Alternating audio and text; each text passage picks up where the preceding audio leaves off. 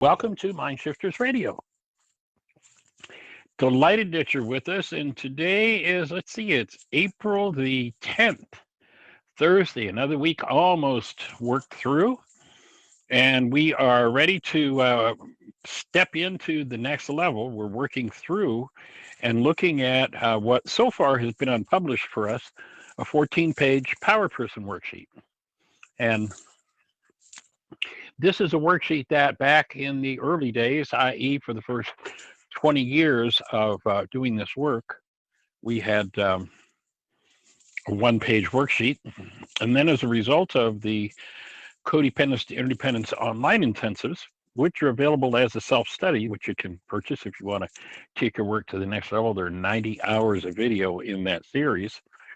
Out of that came the expansion from a one-page sheet, which we'd used for 25 years, to a 14-page sheet.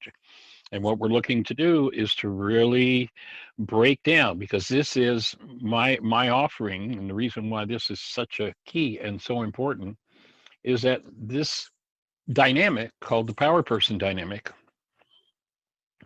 literally runs the world.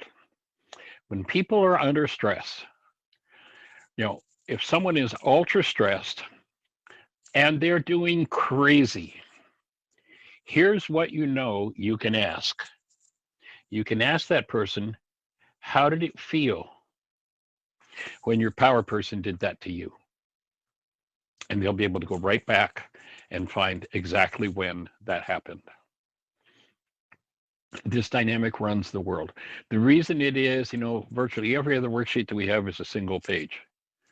But this one is 14 pages because until you go in and break down the dynamics of the power person, it's not going to be undone. It becomes the root of our personality. It is by definition a multiple personality disorder. If you measure people by the behaviors that they do, and there are only three behaviors that someone under the influence of the power person dynamic will do, and that is when there's little or no stress, they'll do whatever they did to get along with their power person. People will say that's one personality. Oh, he's Mr. or Ms. Nice Guy. Then when stress starts to build, they'll move into doing what they did to resist and survive with their power person. And so if that becomes, if their dynamic with their power person was to become snarky, then they become Mr. or Ms. Snarky. Or maybe their dynamic when stress started to build was to move into going quiet. If you've been in a relationship with somebody that's normally talkative and out there, and all of a sudden when stress starts to build, they shut up, clam up like a clam, don't say a word. Alternate personality. What happened? Why are you so different? This is an alter personality. And then when one becomes ultra stressed, they will do what their power person did to them that they hated the most. We tend to have multiple power persons, and the way you can tell who your key power person is in regard to any particular issue in your life, i.e., some people have one power person around money, another power person around work, another power person around relationships. So you can tell who your key power person is in any given area of your life by whose behavior do you copy. And so where we left off yesterday was looking at the direct power person messages. When somebody gives you, a message based on, or someone's living out of a dynamic based on a direct experience, that's one type of power person. But there's power person message. A second dynamic is a passive power person dynamic. And that is, it doesn't involve necessarily a message received from the power person directly, but it's a message activated from within, perhaps an inherited power person dynamic, by a situation in which a limiting conclusion and behavior is reached in one's own mind in response to that situation. So let's say an emergency occurs and the internal response due to an experience, a lack of knowledge or unpreparedness, let's say you got a child of 4 and the power person doesn't have to say a word, just needs to look at them, maybe administer to them the breath, like, the breath that implies what's wrong with you. Why are you so incompetent? Well, gee, I'm 3 and I don't have a clue what's going on here. But the internal conclusion, the passive power person message that one generates for themselves in that situation would be something like, I'm incompetent in emergencies. And of course, there's no such thing as an incompetent child of 3, but if they were expected, a lot of times parents expect, gee, I showed you once, why don't you understand how to do this? And then the pressure builds. The power person's putting the pressure on, and the stress goes up for the child. Get this done, do this right. You'll only survive. Remember, survival is one of the key elements of this power person dynamic, becoming part of what's going on in the mind. So at this stage in the worksheet, at this step, what we're looking to do is to name who the power person is. Who is it that you're working with here? So we're on step 3A in the worksheet. And so in the situation, you look at the behavior you're doing, you look back at who did that behavior, and probably you're going to be saying to yourself, I really don't want to be doing this. And the question you ask yourself, when, as in this situation, this starts us up and the chips are down, whose behavior am I replicating in response to my state of elevated stress? So often, and usually it is a parent, although not always. So the acknowledgement here now at this stage in the worksheet is to recognize this person is a power person for me, perhaps one of many. Then on to step 4. My mind, my perceptual system, is meant to be fueled by love. When a situation occurs or a goal activates something in me based in fear or hostility, then my automatic decision system kicks in, and my perceptions, decisions, and behaviors are they're fueled by the non-being mind, and can only reflect the dissociated fear and or hostility-based content locked into my memory bank, locked into this tissue structure. And when we refer to carbon-based memory, we're referring to the fact that literally, in terms of what you call your physiology, every energy that passes over the senses, is stored holographically in every cell, including the sperm and the egg, by the way, so that those dynamics are passed from generation to generation. So in a situation where this sort of thing occurs, that's when we step into the pseudo solutions. So stress is up, chips are down, power person dynamic is locked in. Now the automatic decision system feeds to me whatever's stored in carbon-based memory based upon my experience with the power person. So that's the list of pseudo solutions. And so at this stage in the worksheet, you want to look at that list and determine which pseudo solution you're using in order to achieve survival, because this always goes back to, that's one of the components of installing a power person dynamic in someone's mind, is there is a survival element, at least survival element for the child, to get to the point where their energy field opens and they absorb these dynamics from the power person. So you want to look at the list of detailed pseudo solutions as are projected from carbon-based memory. And, we went over those the last day or two. I'm just going to quickly run through them. If I could just figure this out, number 1. Number 2, fighting or winning. Forgiving them or myself, that is letting them or myself off the hook, which of course is not forgiveness at all. But according to carbon-based memory in the world, that's what forgiveness is. If I could fix myself or I could fix them, if they or I could just be good enough, these are the pseudo solutions. And the thing to understand is once you determine which pseudo solution you're using, it will never work. It will never produce the result that you want to produce. I was talking to someone this morning. They called me about a business person that they knew who was having some challenges in their business and described how all their lives they would get to this particular point in terms of success and, you know, getting things together in their lives, and then it would crash. And they were like, well, you know, what should I do? What should I offer to them? And my feedback was, unless you have forgiveness, the world's got a million pseudo solutions. We identified, I think, 14 or 15 over the last day or two. But none of those apparent solutions will ever produce the result of taking you back to the truth of who you are.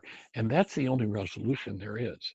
So ultimately, the tool that is, I'm going to say 1000% required. You know, sometimes people fall into an accidental situation where they might be able to forgive or remove an unconscious reality, an unconscious dynamic. But the only way I know of in 50 years of developing this work, and I've looked at everything that's come down the pipe, the only way I know to consistently, persistently remove the false and make room for the true is by collapsing the perceptual construct of your mind at any given moment, bringing love present to the underlying dynamic and dissolving that underlying dynamic. And that process is called forgiveness. Without forgiveness, you know, you look at the mess of the world, you look at the hate, the rage, the fear, the stupidity, the viciousness, the violence, the just absolutely crazy stuff that goes on. Starvation, divorce, war. Why? How did humans, creative love, get this way? One reason and one reason only. They do not have the tool with which to remove the underlying dynamic of this behavior that is violence or what have you, that is replicating what the power person did to them. They don't have the tool to remove it. So this person was talking about, well, if I do this philosophy, that book, this philosophy, it's like, I don't care. Go send them to anything you want. Have them try to figure it out in their minds. That's the number one pseudo solution. If I could just figure this out, and it's not going to change the core of their lives. One tool and one tool only will do that. And the fact that genius of 2,000 years ago of this man Yeshua that brought forward, that understood how to collapse the constructs of the mind, which is where these pseudo solutions show up, and how to drop into the root of the trauma behind those pseudo solutions and dissolve it, is forgiveness, and it is the key.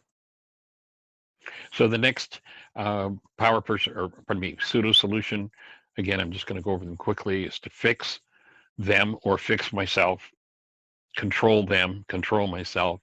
If they or I were just good enough or could be enough, they're all basic messages from the power person. The first message that most people get that they have to confront all their lives is the power person passes on the message that was given to them. You're broken. There's something wrong with you. You'll never make it. And until that dynamic's forgiven, then why is this happening to me again is the name of the game. Sooner or later, that unconscious dynamic, unless it's directly confronted and removed, is going to run everyone's life. Just take a look at the insanity going on. You know, we are the richest nation in the world ever. And look at the hate and rage and crime.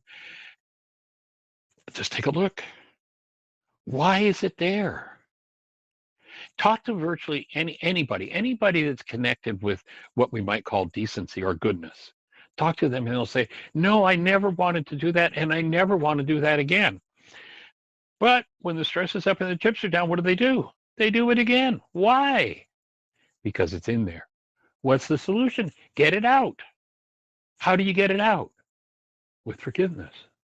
You don't get it out by being nice. You don't get it out by trying to fix yourself. The next pseudo solution, if I could just find someone to love me, which really means approve of me, Or if I could just find somebody who would follow all the directions I give them, all the goals I have, then I would have somebody that I love. No, you would have somebody you approve of. And believe me, I don't care how much you approve of somebody, sooner or later they're going to violate a goal that you have for them. And if you have an unresolved power person dynamic, then your stress is going to elevate. If you're normally Mr. and Ms. Nice Guy, and the way you resisted and survived with your power person was to become Mr. or Miss Snarky and abusive, then you're going to become Mr. or Miss Snarky and become abusive with that person that you say, I love you. It isn't love, it's approval. Love is a state of being. It's not something we get from each other, not something we do for each other. It's not something we can give to each other. We can, if we understand, achieve acknowledging and experiencing ourselves as the presence of love. The next pseudo solution is if I could just control everybody and everything. The next one, strain and struggle to make up for a non-being life. Got huge credit card bills? Don't have enough stuff yet to feel like you're valid and worthy? This is the solution. That's the pseudo solution. When the going gets tough, the tough pull out the credit card. When there's this pseudo solution in the carton-based memory feeds, oh, this is what will fix it. This is how I get to feel better. Number 8 pseudo solution, if I could just put my pain deeply enough in my brain's image of you, if I could just blame you deeply enough and convince you that you're the problem in my life, and if you just follow all of my instructions instead of having this insistence that you should have free will and actually be able to make your own choices.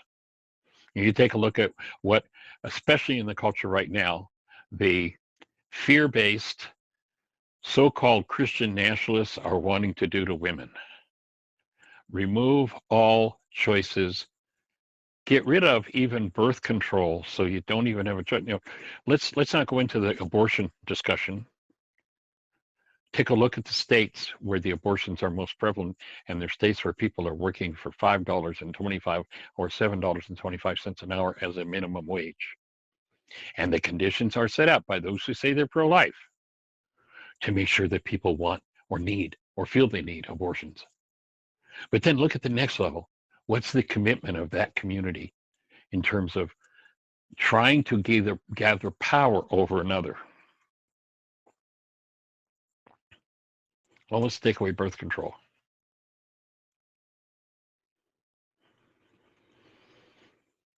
It's crazy. It's insane.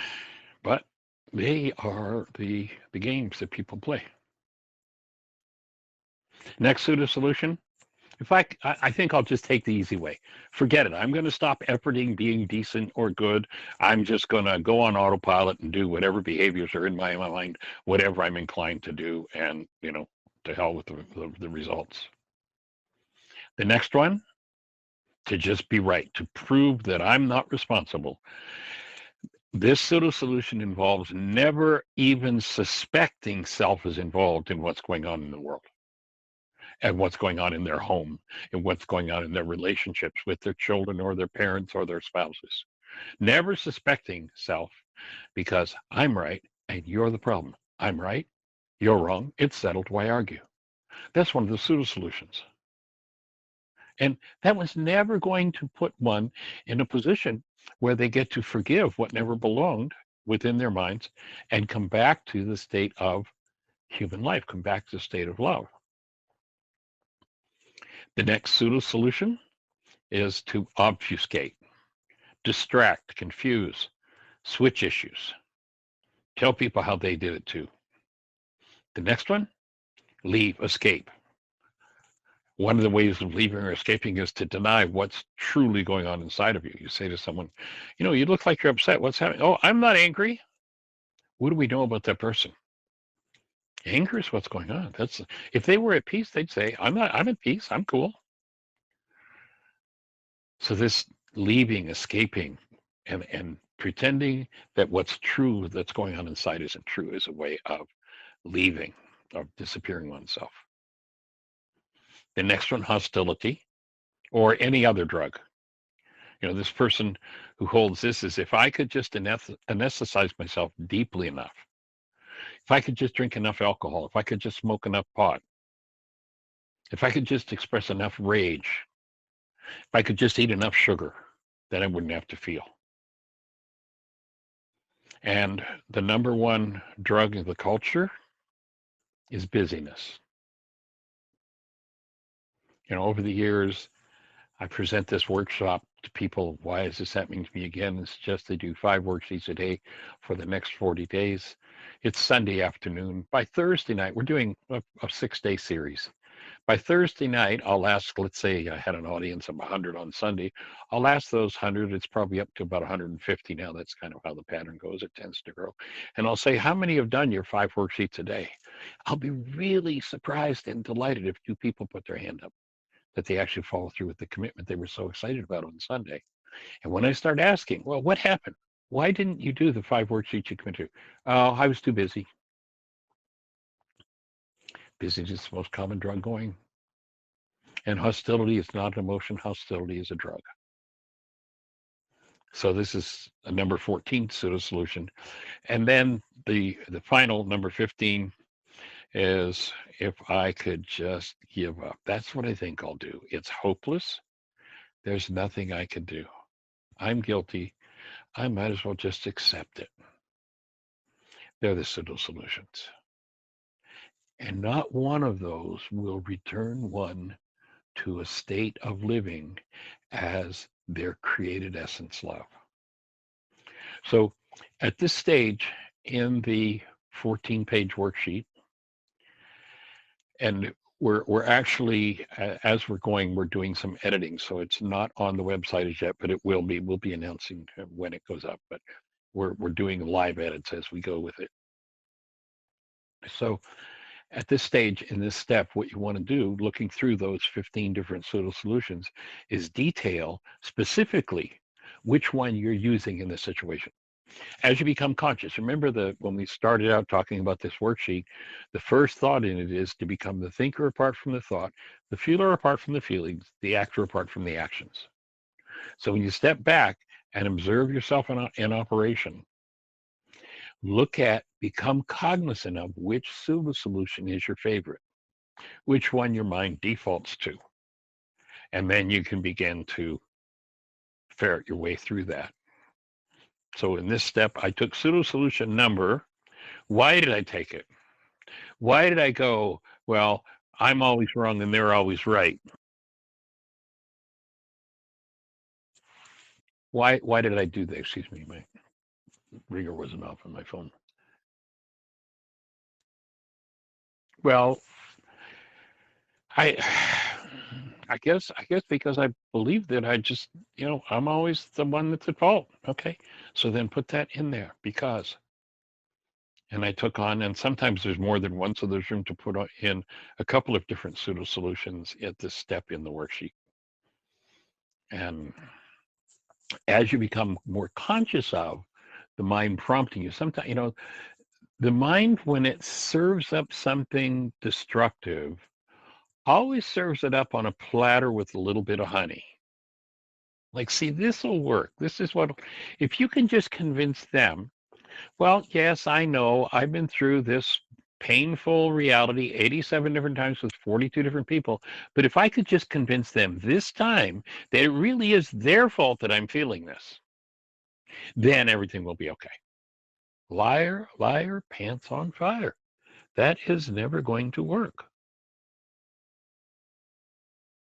It's not even conceivable that it will work.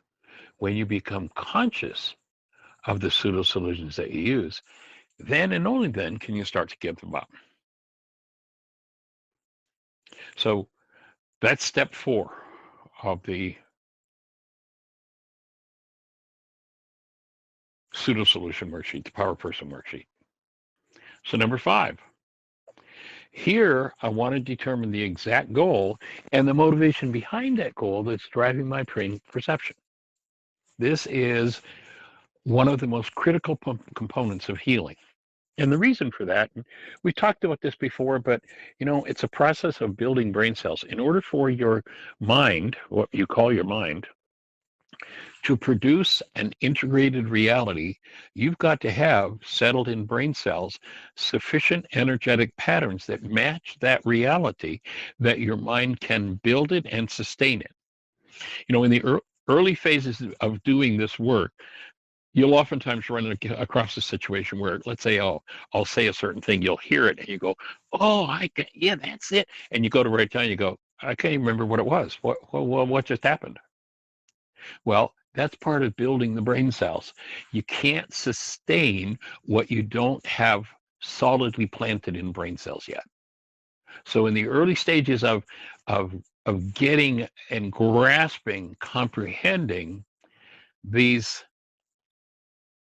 energetic dynamics firing in the mind that allow the mind to support us seeing what's happening, have to become solidly fixed, which means you have to hear them over and over and over again. And you have to hear them in different contexts until the mind can really serve that up. And the reason the goal is so important, you'll remember, we'll repeat it again, and you'll hear me repeat it again. And some people go, oh, I don't need to hear that again.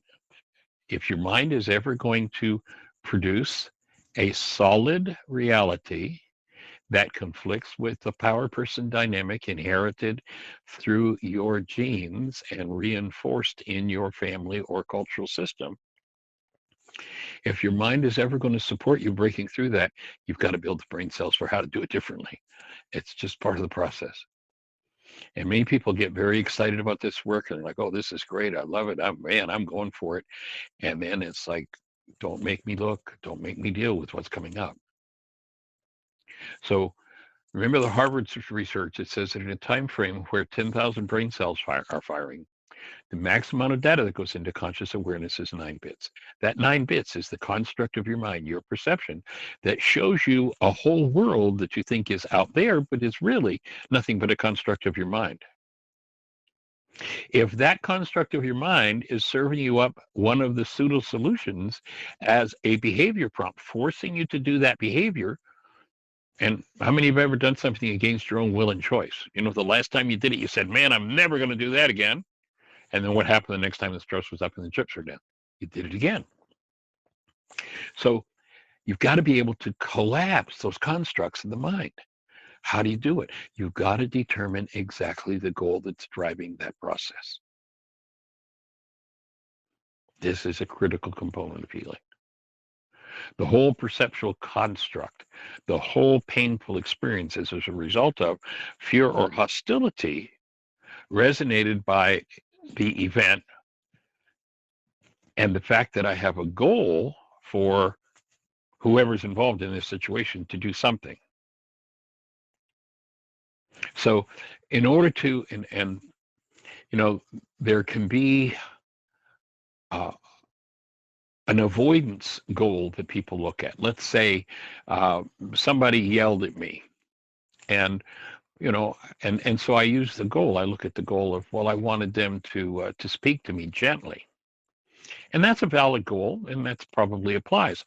But that isn't the issue that's going on. You've got to determine what the goal is around the issue that you're working with. Oh, what I really wanted was for them to respect me.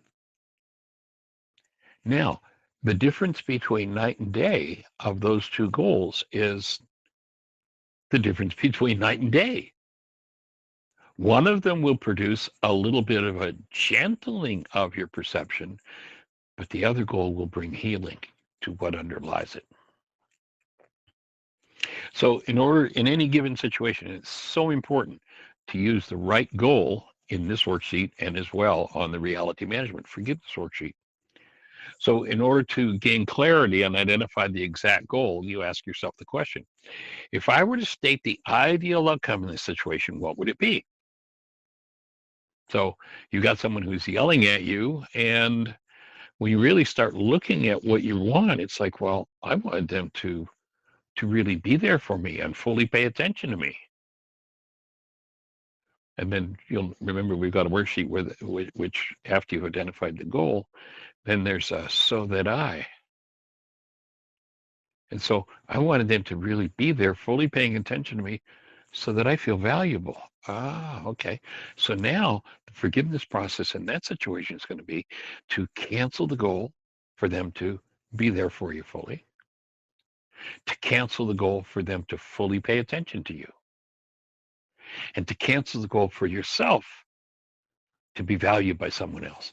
Those goals canceled will allow you to drop into the unconscious part of your mind that needs to be cleaned up around those issues. So, you look at what's going on. I mentioned a few minutes ago the whole game that's being played by the so-called Christian national movement. It's anything but Christian. What is it? Well, in a general way with that particular issue is for women to be subservient. Why?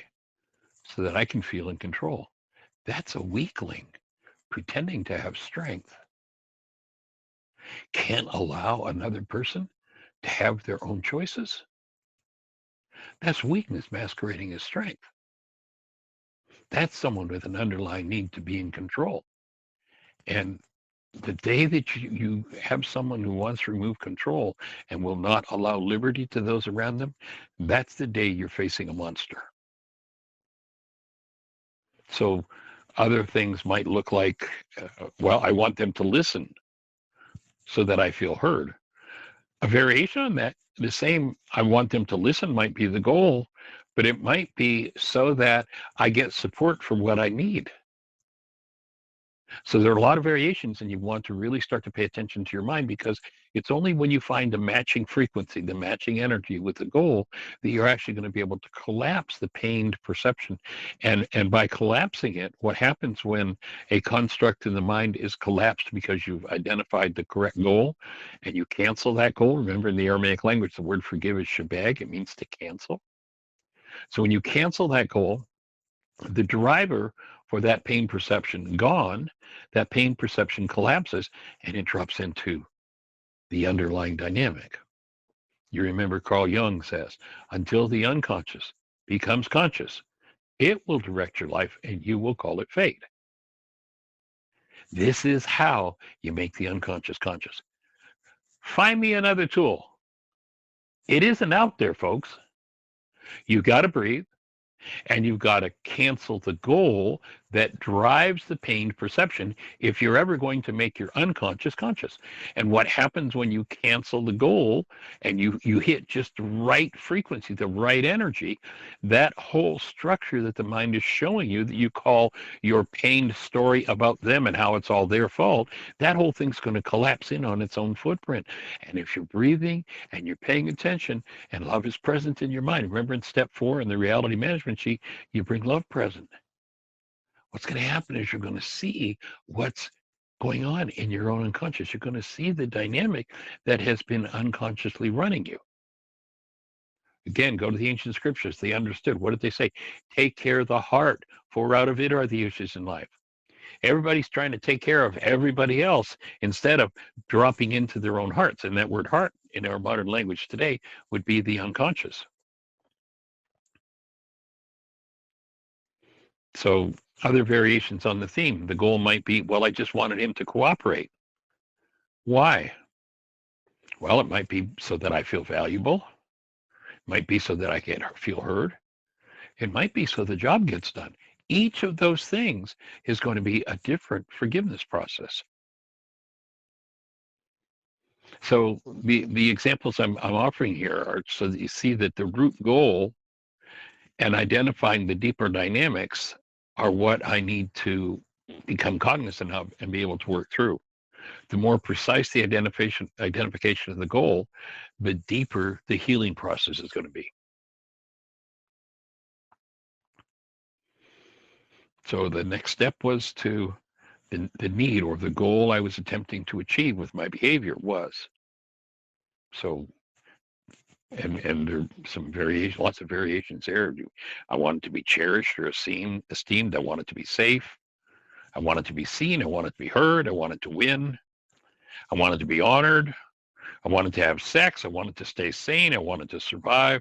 I wanted to feel fulfilled. These are all the kinds. This is to give people an idea of what kind of goals they may be holding that they're unconscious of. Might be the need to have power, to be respected, to belong. Might be the need for acceptance. Might be the need to express, to be approved of, to be acknowledged. These are all different underlying dynamics that motivate us to create goals that when we have an addictive need for any of these things, to be appreciated, to be in control, when we have an addictive need for that, there's pain underneath the surface that needs to be resolved. Some of the other needs behind it might be to have food, to survive, to experience love, to express love, to get cooperation, to have prosperity, to feel powerful. Might be the dynamic of self-betterment. So at this stage in the worksheet, you want to detail the specific goal that you're holding in that situation. And that's the completion of step 5 in the worksheet.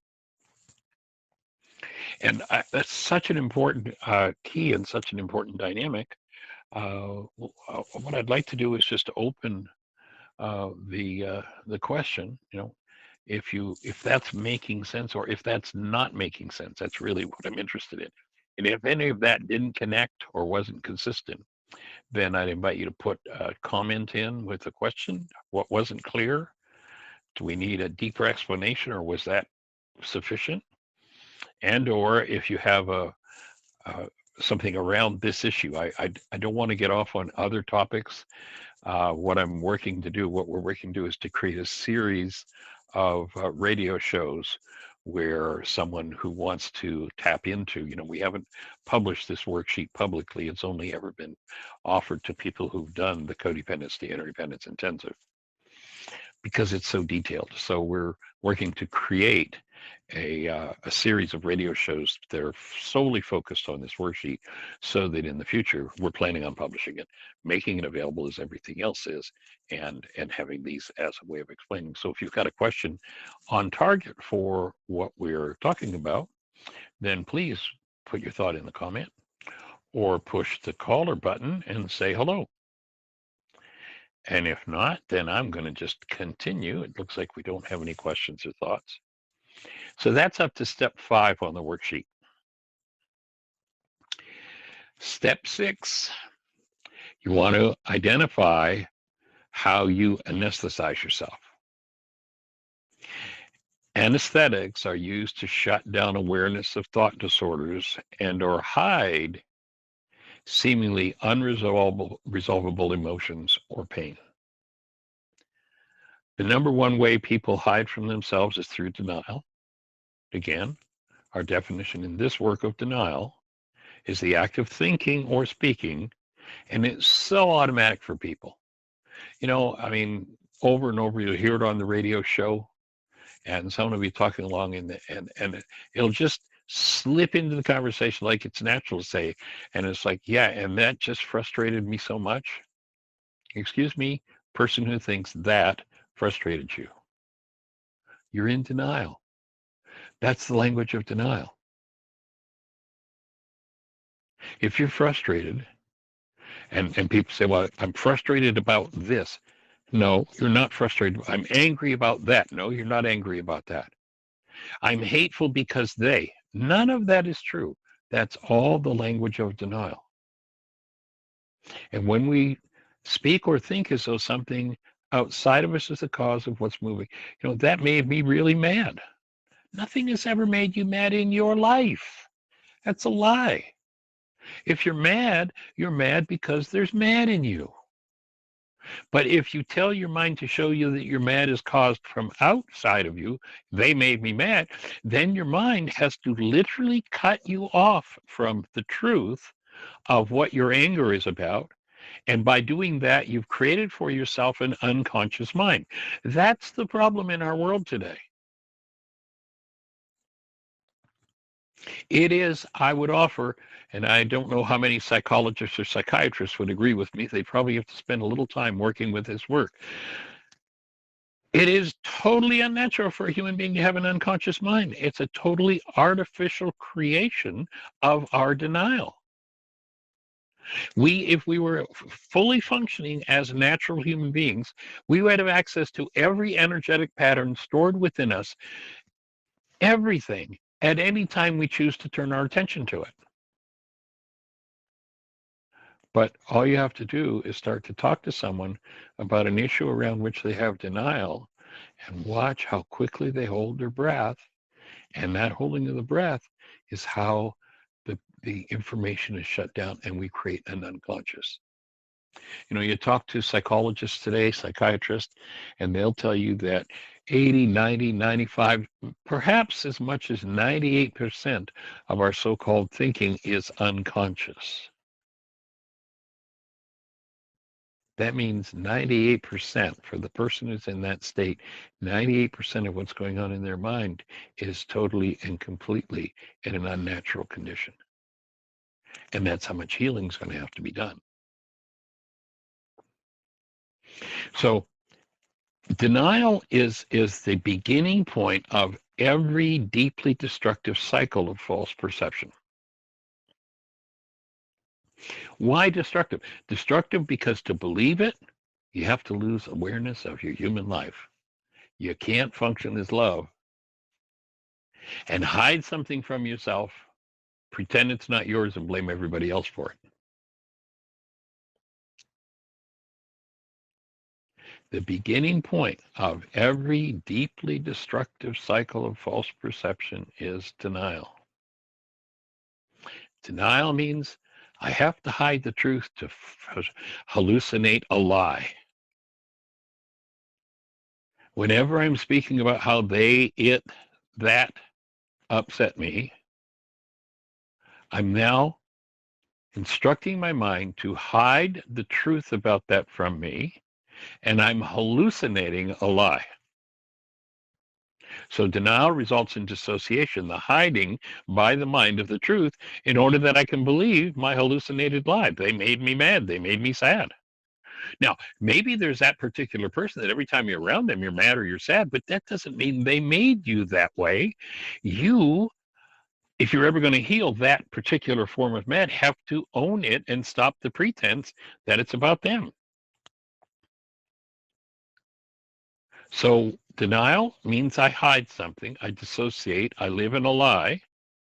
And the lie is going to be that I'll take the very information that I've relegated to my unconscious that I don't want to use or don't want to look at or own, and I'll use that information to build my brain's image of them, and I'll project that content into my brain's image of them.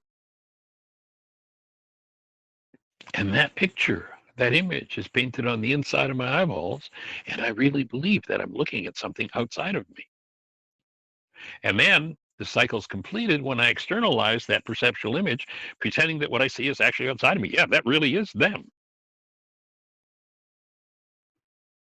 You ever have somebody accuse you of saying something, of doing something you absolutely never did, never said, never even thought? Yeah, you have, haven't you? What state was the person in when they accused you of that? I guarantee you it was some form of hostility or fear. So this misdirection where the mind generates false perceptual constructs hides the truth, and it seems to protect me from my self-induced pain. The problem is the pain remains.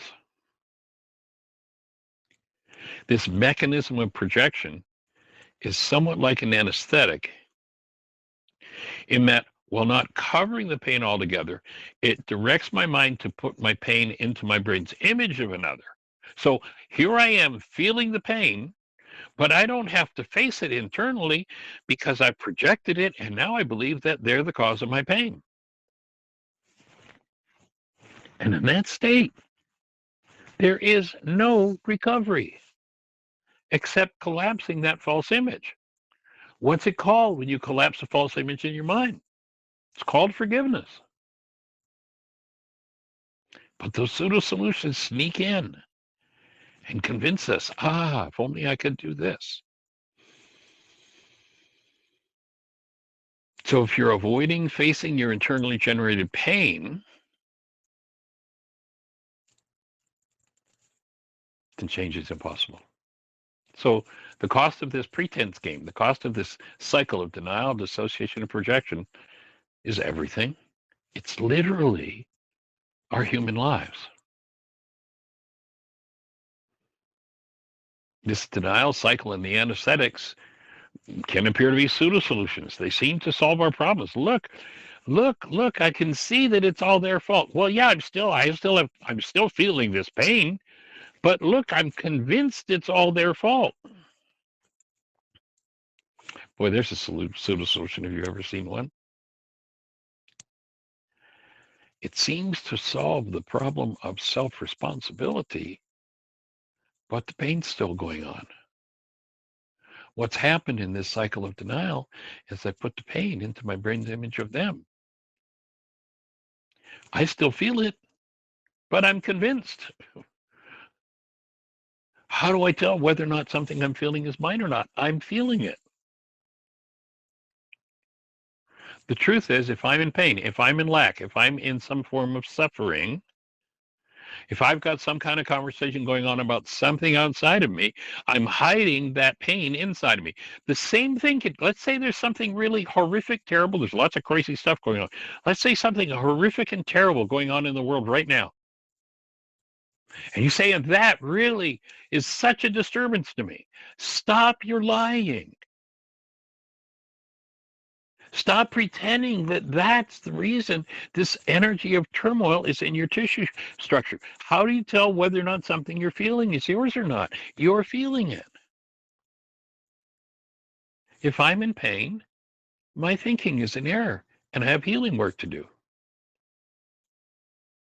So when denial and anesthetics compromise intelligence and numb us to the warning signals of pain that would otherwise inform us, what's the purpose of pain?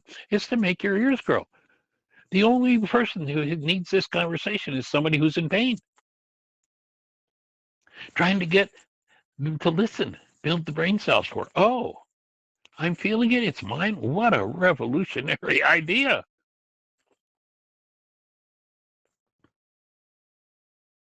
So if we numb ourselves to the warning signals that would inform us of what we're doing to ourselves, that just complicates the challenges.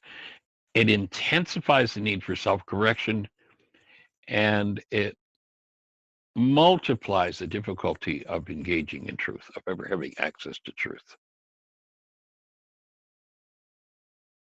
So the mind energy behind these pseudo solutions create literal aberrant physiological disturbances, conditions, chemistry in the cellular structure that produces diseases. It produces mental constructs and perceptions that block truth. And this is the greatest of all human foibles.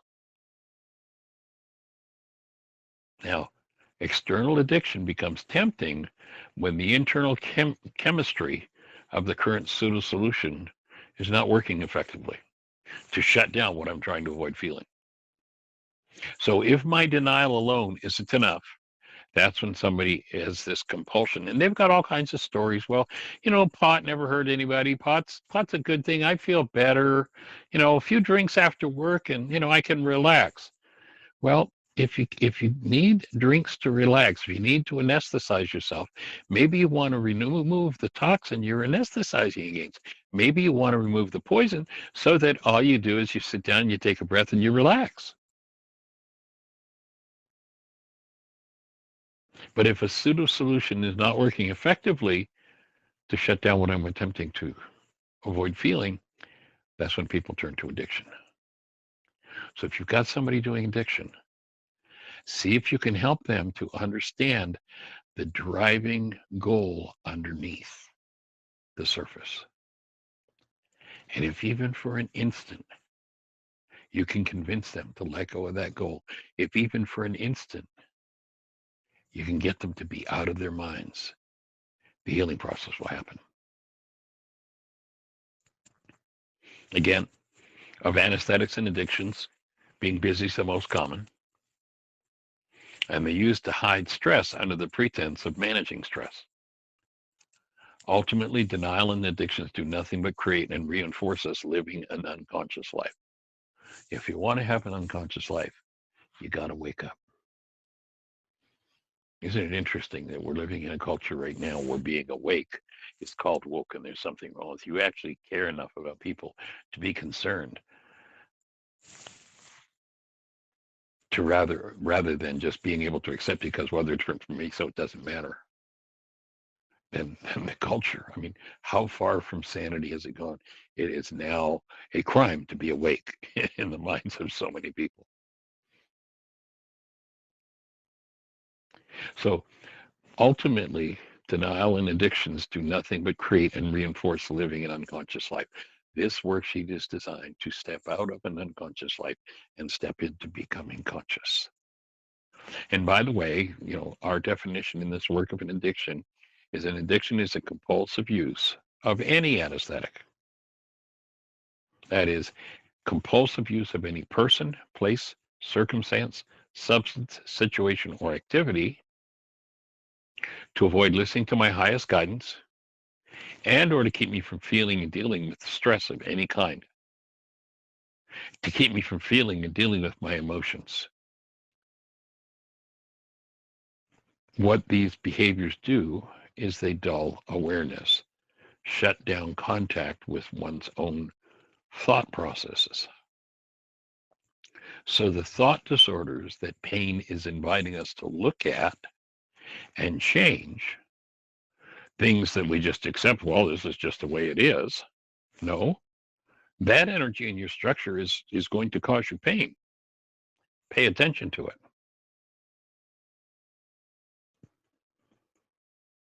So an idea of what those addictions might look like. Let's use an example. Oh, I don't need to feel my pain if I hang out with Bill, who keeps me laughing. Well, hanging out with Bill is going to probably become an addiction for this person. If I don't have to feel what's going on inside of me when I'm around this person, if somebody keeps me entertained enough, why would I want to do that? If there's pain in me, that pain is my invitation that says there's something going on you need to deal with. If you don't deal with it, then sooner or later you're going to be looking at it as some form of degeneration. Degeneration is not natural to the human system.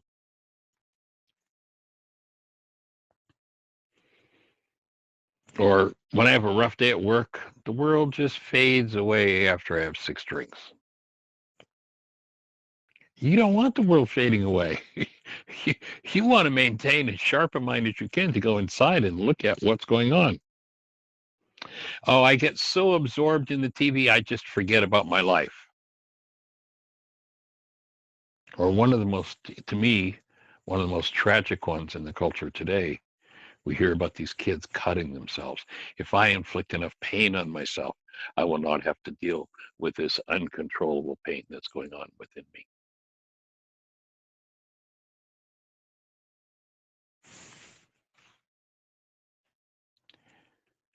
I I just avoid connection because it reminds me of my pain. All of those things can become can be thoughts that describe addictive behaviors.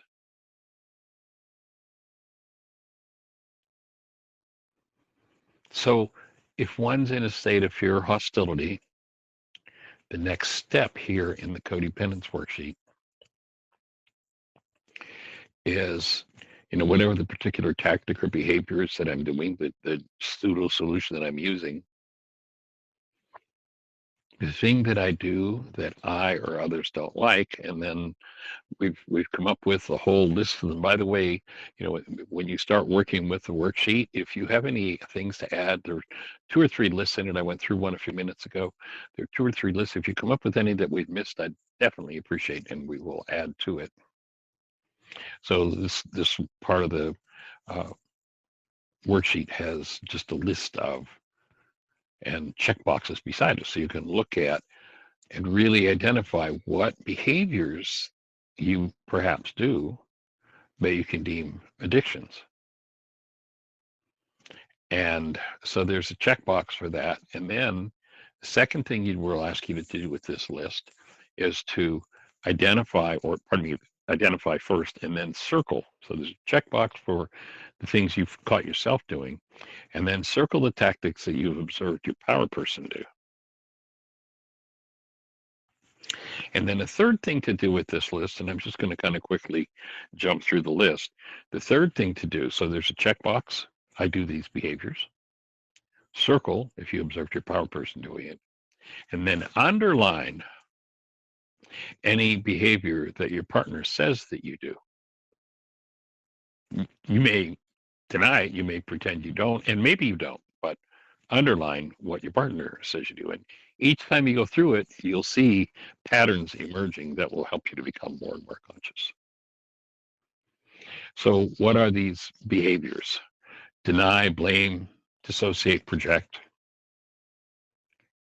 dissociate and yell, dissociate and scream, dissociate and use the voice. Everybody knows what the voice is, right? Be cute, coy, use distraction, gaslight,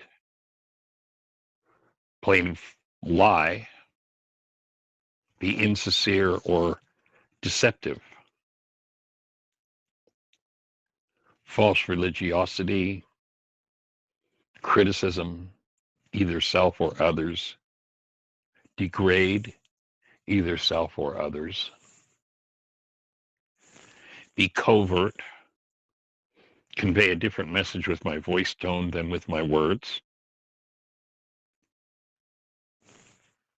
leave, escape, run away, go numb. Going numb is a way of leaving. Greed, become a self-absorbed. False pride, turn to entertainment. Need to be right, make excuses. Avoid emotions by staying in my head, intellectualizing, being unwilling to look within.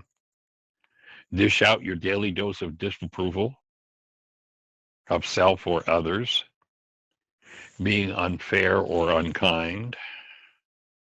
Envy, cheat, attack, destroy, get even, vengeance, steal. These can all be addictive behaviors. And we're now at the cutoff point. So what I'm going to do is I'm going to just create an overlap and pick this list up again tomorrow because there's quite a bit more to go through what these behaviors are. So I'm just going to say thank you for joining us. I hope this has been useful, and create the best year yet of your eternal life. It's an awesome gift to give the world. Blessings. Bye-bye.